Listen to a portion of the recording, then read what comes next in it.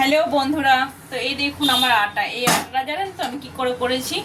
এটাকে আমি যেরকম করে পিঠে তৈরি করে সিদ্ধ করে, তো এটাকেও আমি এই ময়দাটাকে এরকম করে সিদ্ধ করে নিয়েছি।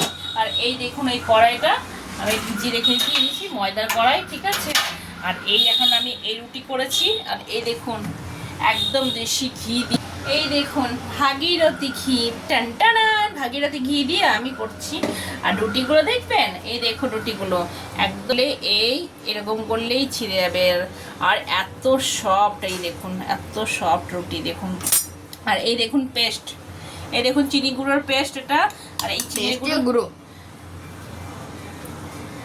গুঁড়োটাকে আমি এরকম করে ছিটিয়ে দিব। দেখুন এটাকে এরকম করে জাস্ট এরকম করে নিয়ে লুকুইন অ্যান্ড ওয়াও, এরকম করে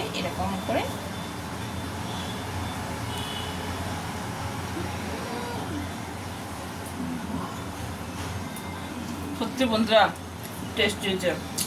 দেশি ঘি দিয়ে, দেশি ভাগীরথী ঘি এতটা টেস্টি হয়েছে কি বলবো। নরম তুলতুল রুটি, এই দেখুন রুটি বানিয়ে রাখছি। আমার এটা তো ছেলের জন্য বানিয়েছি, আমারই খেতে ইচ্ছে করছে। দারুণ দারুণ।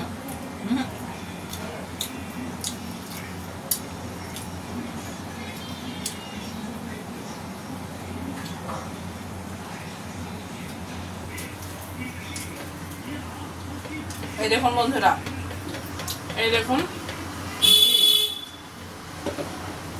ঘি দিলাম, এরপর এরকম করে